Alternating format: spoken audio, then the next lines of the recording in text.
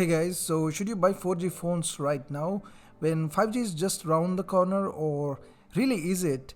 Let's look at the context in terms of some popular brands launching their new phones like the Redmi Note 10 series with no 5G even on the higher end model, or the Galaxy F62 or the A32, the legend itself. So first let's take a look at the 5G scenario and let's see what's happening. So it all started when Mukesh Ambani at the Indian Mobile Congress talked about a possible rollout of 5G services in the second quarter of this year itself. The recent auctions held early this month were meant for the 4G spectrum, the 3300 to 3600 megahertz of frequency which is meant for the 5G was not there for the auctions.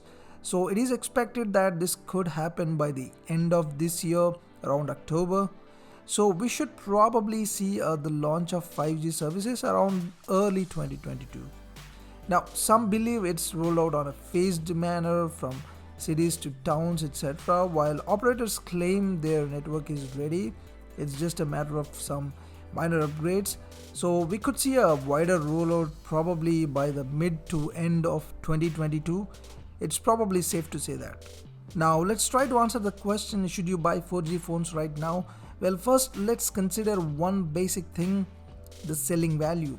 Let's say you buy a phone for about 25k now. Normally you could sell it for about 15 to 16k after a year or so, but you could actually see a further drop around 9 to 10,000 rupees because by that time there are more and more 5G devices around, so you could see a huge dip in the selling value. And besides that, why buy 4G phones when you can buy a 5G phone around the same price like Moto G5G or the Narzo 30 Pro? You do have some options, but are people really that fool to not look at these options? Well, actually not. There are actually a few reasons. So let's look at the first reason. Let's take Redmi Note 9 Pro Max as an example. People want those 108 megapixel cameras, the higher refresh rate with AMOLED screens.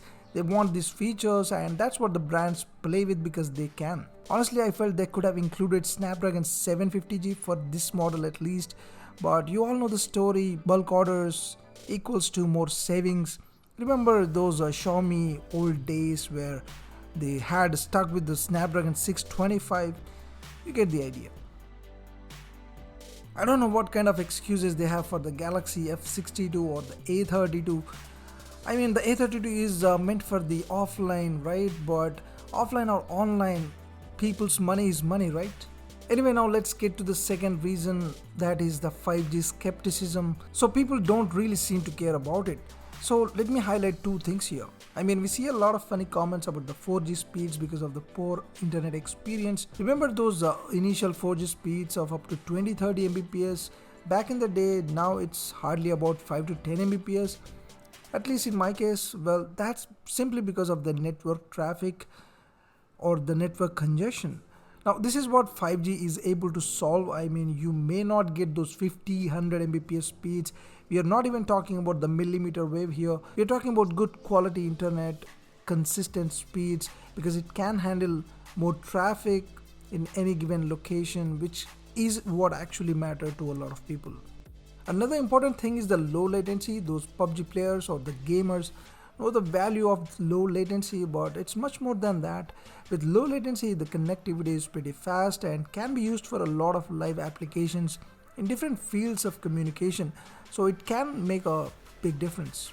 So the bottom line here is just waiting is the best option, but if you cannot, spending around 10 to 12,000 on a 4G phone right now is the best thing to do. 15,000 is more like a borderline, but you can still consider. But spending anything around or over 20k is not a good idea.